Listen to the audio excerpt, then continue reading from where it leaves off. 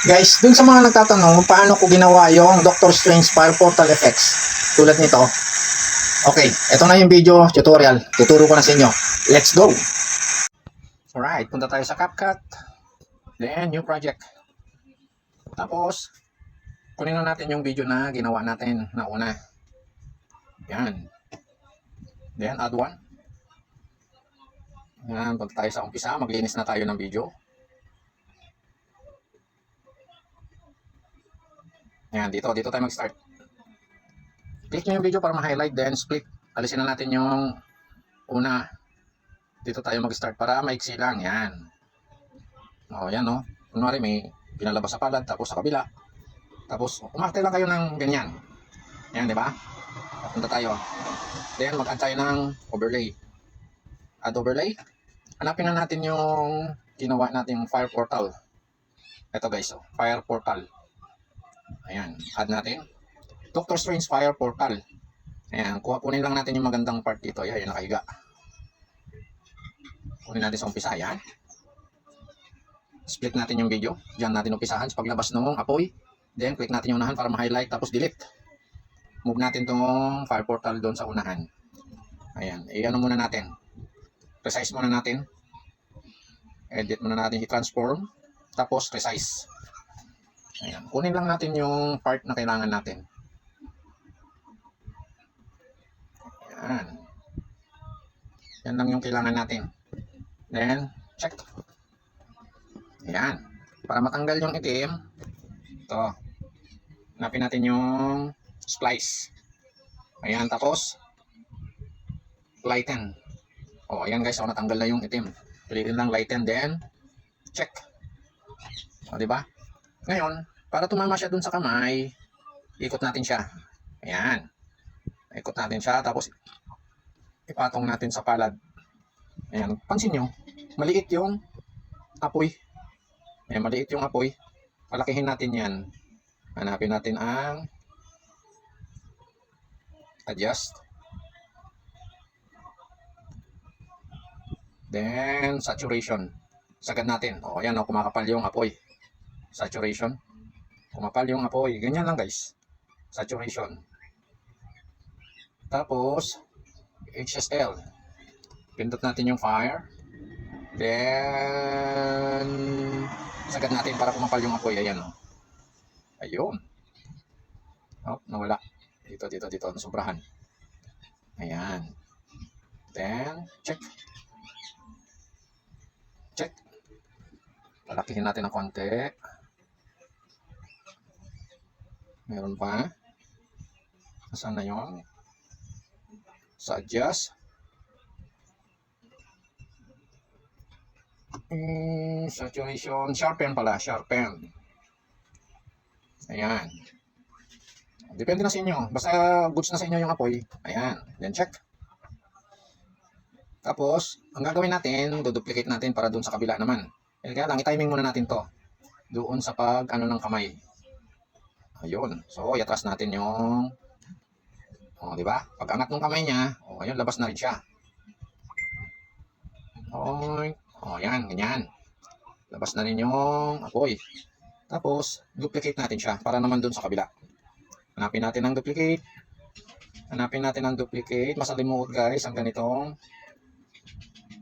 tutorial. Ayan, duplicate. Tapos, tap natin siya para mawala yung pagka-highlight niya. Then, ibaba natin. Dito naman, sa baba. Hanapin natin yung pinalalabas siya sa kabila. Murong. Hanapin natin. Itapat natin dun sa pag-angat ng kamay sa kabila yung pinalalabas siya. Ayun. Ayan. Tapos tap natin para ma-highlight. Then, pansin nyo, naglagay na natin yung second clip ng Fire Portal. Wala siyang lumabas. Itap nyo. Kasi pag hindi naka-highlight yan, di ba wala? Itap nyo siya, nandun yun sa una. Ayan ayun. Tapos, ipahiga natin. Ayan. Pahiga natin kung saan sumenyas yung pangalawang kamay, yung pinalalabas siya. Ayan di ba? Tapos palakihin natin ng konti. Ayan. Ayan. Goods na yan. Tapos, linis na tayo ng video sa taas. Yan. O, yan. Tap na natin yung sa taas. Putulin na natin. Gawin natin maiksi lang. Mga 8 seconds. Then, split. Tapos, delete na natin yung sa taas. Delete na natin yun. Tap natin yung mga to. Pagpantay-pantayin natin. Delete. Tap para ma-highlight. Split. Then, delete. Yan. O, yan. Pantay na. Ngayon, sunod. Paglabas nito, pag sinuksok niya yung kamay niya sa kanan, ayun, dapat lalabas din yung may lalabas na kamay dito sa second portal. Mag-add overlay tayo yung isang ginawa natin na video. May ginawa akong video ito sa green na tuwalya. Ayan, i-add natin yan. Ayan, i-add natin yan. Pansinin nyo. I-add ko yan. Nalinisin muna natin. Kunin lang natin yung itinaas yung kamay. Isa pa. Yung itinaas ang kamay. Ayun. Ayan o. Yan. Split na natin. Split. Then delete natin yung una. Hindi natin kailangan yan. Ito lang kailangan natin. Then drag natin sa unahan. Drag sa unahan.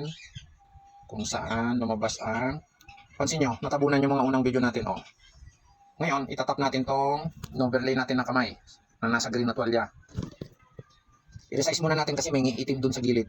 Resize muna natin. Pag malinis naman yung record nyo, okay na yan. Ako, hindi malinis na yun. May itim sa gilid. I-resize natin. Alisin natin yung itim sa gilid. Ayun. Yan. Tapos dito. Kamay lang naman ang kailangan natin eh. Kamay lang. Ayan. I-resize lang natin para malinis. Then, check kung goods na. Ayan. Habang naka-highlight siya ng ganyan, tap natin itong arrow. Hanapin natin yung remove BG. Remove BG. Tapos piliin nyo itong chroma key. Pagka kulay green chroma key ang gamitin. Ayan. Itong center ng chroma key na yan, yung puti sa gitna, itapat nyo lang sa kulay green. Ayan o. Tapat nyo lang sa kulay green, mawawala na yan. Then adjust natin para wala lahat ng kulay green. Adjust natin yung intensity. Ayan. O. Kamay lang naman ang kailangan natin eh. Ibalik yung baba din, adjust natin yung shadow. Para malinis, mabuti. Okay. Goods na yan. Tama na yung intensity. Ayan. O, diba? Dito natin palalabasin, isushoot. Paliitin natin kaya masyado malaki itong kamay kumpara dun sa kamay natin. Ayan. Ayan. Para magmukha siyang dun sa lumabas, habang naka-highlight siya ng ganyan, pindutin natin ulit yung arrow. Then hanapin natin ang mask. Imamask natin yan. Piliin natin itong bilog. Ayan. Yung bilog, itatapat lang natin doon sa part na kailangan natin. O, di ba nawala na yung kamay sa baba, pati yung ulo ng pangit na tao. Then, ayan. Tatapat lang natin yan. O, ayan. Okay na yan. Goods na yan.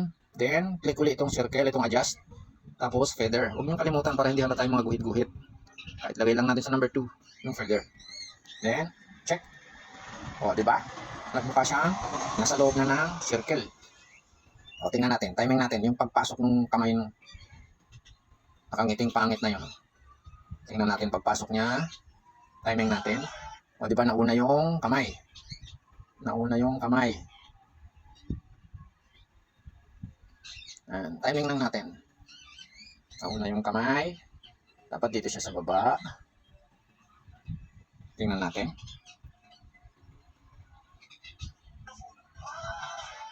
Okay.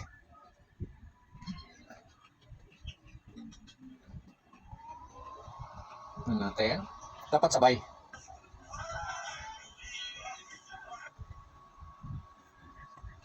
Dapat sabay.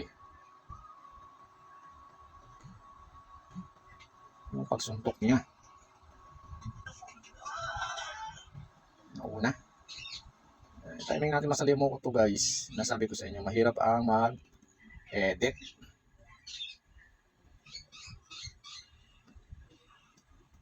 Ayan, tingnan natin. Nauna pa rin.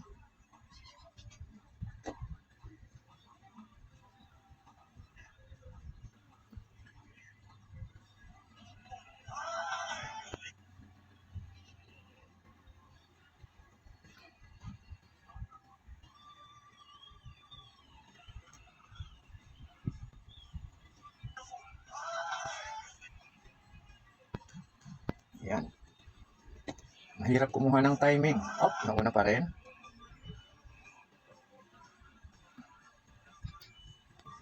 Masama. Ang hirap mag-edit guys. Sa totoo lang. Kailangan kasi ng timing. Yan. So, i-adjust pa natin to. Ayun. Ayan guys. Sigurado na yan. Hop. Tiyang. Ayan. Pwede na yan. Tutorial lang naman. Bahala na kayo mag-timing pag kayo na yung gagawa. Ayan. Tapos, putulin din natin dito para pantay sila. Pantay-pantay. Tap natin yung in-overlay natin. Yung kamay na yan. Pangit na kamay na yan. Then, delete. Tap natin. Ay. Usang umalis yung kamay. Nagmadali. So, dito. Putulin natin dito. Ayan. Adjust natin yung mga video. Move natin. Tap natin yung pangalawa. Move natin. Tap natin yung pangatlo. Move natin. Tap natin yung pangit na kamay. Maalis na hindi pa nga tapos. Ayan. Try natin ulit. Yung dulo. Parehong nawala lahat.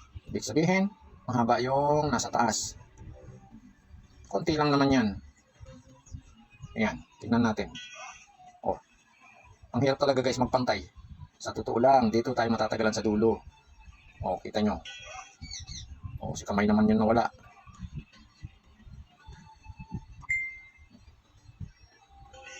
Mahirap magpantay guys.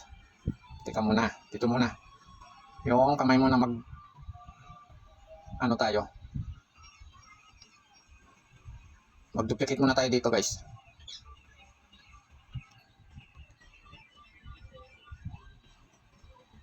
Ayan. Dito tayo, magputol tayo dito guys. I-freeze natin yan. Ang hirap guys. Tagal. Masalimuot. Kay cellphone lang yung gamit natin, hindi computer. Yan. Tap natin yung taas. Split natin para doon natin kunin yan. Then, tap yung arrow. Balik tayo sa umpisa. Tap natin yan para bumalik lahat. Dito tayo sa ni-freeze natin. Ayan. Tapos hanapin natin yung freeze. Hanapin natin yung freeze. Ay, hanapin yung freeze. I-duplicate natin tong second na yan. Duplicate. Duplicate. Ayan. Tapos, tap natin yung naka-duplicate na yan. Tap para naka-highlight siya. Then, overlay. Ayan. Tapos, tap natin. Diinan lang. Then, baba natin sa pinaka-baba. Ayan. Pinaka-baba. Tapos, ipantay natin dun siya sa pinag-duplicatean natin sa taas. O, kita nyo, nawala yung ano na tinabunan niya. Ganito ang gagawin natin. Ayan. Remove background natin ulit siya. Remove background, remove BG. Ayan, naka-pro na yun sa akin. Pag bago pa lang kayo sa CapCut, free pa yan. Dahil naka-pro sa akin, gamitin natin. May technique naman yan para ma-save natin yung video mamaya. Gamitin na lang natin yan. May technique, turo ko sa inyo paano. Gamitin natin yung pro. Remove BG, okay? Naka-green na siya. Background remove na. Eto na. Eto na. Ayan. Ayan. Habang nakaganyan guys, tap natin yung arrow. Then, napin natin ulit yung mask. Mask ulit. Pilitin natin ulit yung bilog.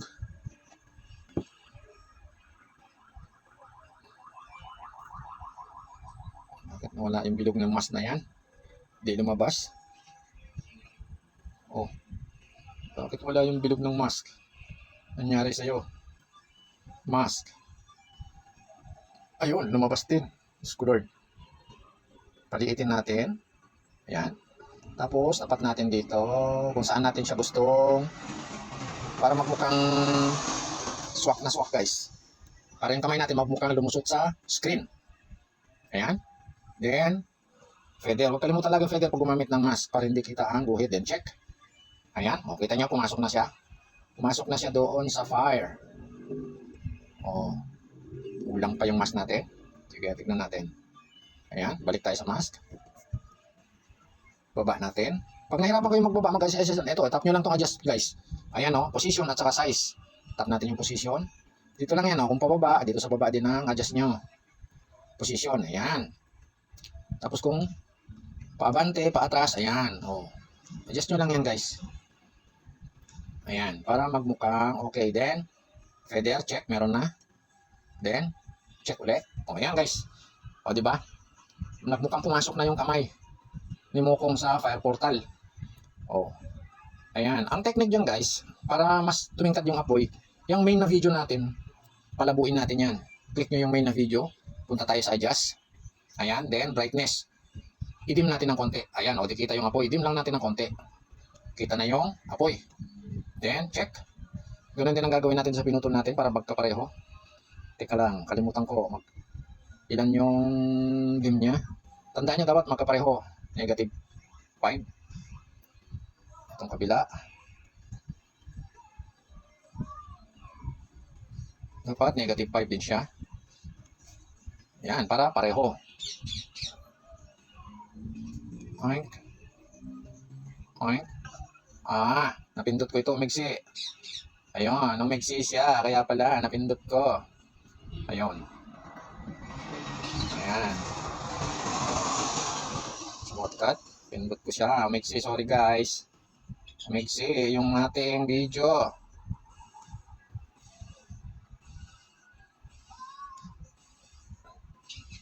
Umigsi.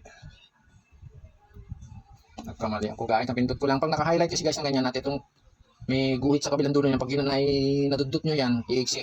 O kaya hahaba ang video. Yan yung pang paiksi, pang pahaba ng video. Play natin. Hindi nagsabay. Kulang pa ito. Napaiksi ko. Kailangan makuha natin na nagsabay. Ayun. Nahanap din guys. Okay. Tap natin yan. Tapos ilahin natin pababa. Tignan natin kung sino yung humaba na fire portal na yun. Nawala yung daliri. Ito. Si daliri ang nawala. Ito. Putulin na natin yan. Ang kanyang sungay. Ayan. So, ayan. Nasobrahan yung putol. Ayan. Okay na yan guys. Tignan natin. Ayan. Yan. Tapos, pasok. Okay, sabay na sabay. Di ba guys? Ang technique nito guys, pag ito lang pinakamahirap guys kasi, yung dulo. Ang hirap mag-tansya nito guys. Yan, para magkapare-pareho sila. Ang hirap tansyahin nito guys. Kaya dito natatagalan yan. Okay na yan. Then, export na. Dahil ginamit natin yung pro ng Remove BG, pindutin mo export, hindi mo ma-export yan. May bayad kasi. Ayan may bayad. Ganito ang technique guys. Para may makuha nyo yung inedit nyo na video, pindutin nyo itong square sa gilid, nasa kaliwa, para lumaki siya. Ayan. Then, screen record natin. I-screen record mo. Ganun ang pagkuha niyan, screen record mo. Ayun, pag na-screen record mo na, i-resize mo na lang siya uli para makatanggal mo yung unwanted sa mga gilid, i-resize mo na lang. Thank you.